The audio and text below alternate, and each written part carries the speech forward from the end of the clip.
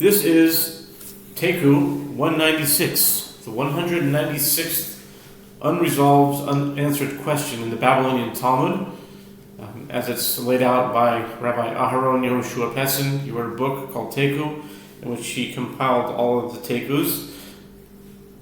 That is to say, all of the unanswered, unresolved questions in the Babylonian Talmud, and he put them in one book, and he listed them 1 through 317. And the 196th Taiku is in Tractate Shavuot 47b, according to that book. And this project started back in June. I started the first one back on June 19th of 2025. And it was also a Thursday, like today. So it's interesting, there's something in common that I like to find commonalities, no matter how minute, that the first Taiku was started on excuse me. The first Taiku was started on June 19th, and it was number one, and today is the first day of the year, and it was a Thursday then, and today's the number one day of 2026, and it's also a Thursday. So I'd like to, interesting common denominator. Thursday, I don't know how much importance I give to the word Thursday itself, but it's the fact that it's the fifth day of the Hebrew week. In Hebrew, the first day of the week starts on Sunday. So it's Yom Hamishi, fifth day of the week. There's something messianic about it. We're told about redemption from Egypt, and either they left Egypt on the Thursday, or they did the Passover sacrifice. I forget which one, but Thursday was something there. But anyway, back to the topic at hand. 196, Taiku 196, Shavuot 47b, with the words Shnei Malvim v'loivecha Shnei Shtaros Hanamet Masnisan Shnei Lavan Malvecha Shnei Shtaros My Taiku. In the case of two lenders and a single borrower and two promissory notes, this is the same as the Mishnah, where two claimants who contradict each other come to collect payment from a single person who must pay them both, as the evidence for both claims has a presumption of validity. In the case of two borrowers and a single lender and two promissory notes, what is the halakha? Can each of the borrowers claim that the promissory note supporting the claim against him is not valid, as it could have been signed by the untrustworthy set of witnesses, or does each of them have to pay unless he can prove that the promissory note against him was signed by the unfit set of witnesses? And the Gemara states, the question shall stand unresolved. So two borrowers and a single lender, two promissory notes. Can each of the borrowers claim that the promissory note supporting the claim against him is not valid, as it could have been signed by an untrustworthy set of witnesses, or does each one have to pay unless he can prove that the promissory note against him? If they both have a contract, then how's it different than any other borrowing case? I don't get it. But apparently, this is the 196th Taiku, and if you'd like to see it more in depth, you can have a look at it in Tractate Shavuot 47b. And now that is the Taiku 196, but Taiku 196 comes from this in my own Taiku. I'm asking my own Taikus after every one of these Taikus, and I asked this on Tanakh Talk. I left a voice message, but I doubt that I'm going to get any response from it.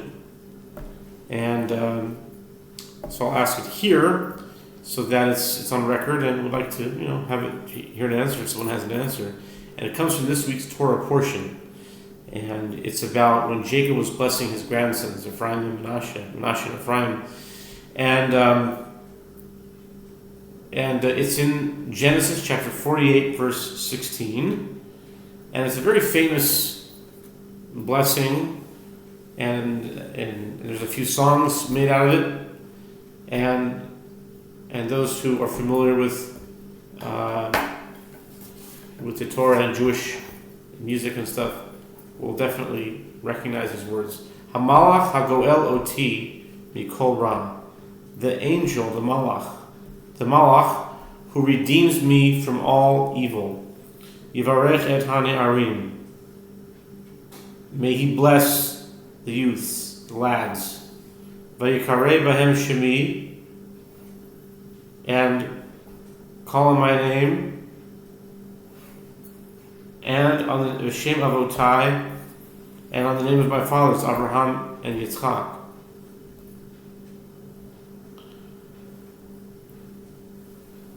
Vayikarei bahem shemi.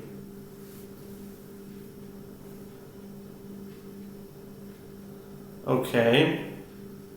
Rashi doesn't say anything about that, but Vayikarei bahem shemi. Hamalach hagoel oti should call my name. Okay, and the names of my fathers, Abraham and Isaac, and v'yidgul ro b'kervaros, and may they multiply into many among within the land. Okay. The question is, why is Jacob blessing his grandsons with an angel and not using, when someone says, may God bless you, may God, there's many blessings that come with God. So why is he saying that the angel should bless you? He's blessing these sons, his grandsons, that the Amalach Hagoelosi, the angel that redeems me. Who is this angel that redeems? And why is Jacob blessing his grandsons with just this angel? May the angel bless you. Since when do angels bless? And how do we know about this? Have we seen this before? Okay. And now that I'm reading it closer, I'd like to know also why he says, Vayikarei bahem shemi, they should call on my name and the names of my fathers. And who should call? The angel should call? Vayikarei bahem shemi. May he bless them, and may he call on our names. I mean, Abraham, Isaac, and Jacob? What's going on here? So I think, there's some time here, we can look it up, if you have a few moments. I'll see exactly what the pshat is in the English, because it's puzzling to me. I mean, I don't know how many people would have this question or not. Maybe it's not so difficult for most people. Maybe not. But, okay, so here it is, okay? May the angel who redeemed me from all harm bless the youths, and may they be called by my name. V'yikarei bahem shemi, may they be called by my name, and by the name of my fathers Abraham and Isaac, and may they multiply abundantly like fish. V'yidgu, why fish? In the midst of the land. Okay, so the main question is, why is Jacob using an angel to bless the youths? And why is he not having God bless the youths? And who is this angel that can redeem him from evil? Rashi says, Hamalach hagoel oti malach hirpil lihishtalech elai b'tzarati. It says that this was an angel that used to be sent to me when I was in trouble. Ki'inyan shenemar v'yomer elai malach ha'elohim b'chalom Yaakov v'gomer anochi ha'el beis el. This malach said, I am God of Beis El. And the question is, does this angel have the authority to bless? And why is Jacob blessing his grandsons with an angel instead of God. That's that own personal Taiku 196.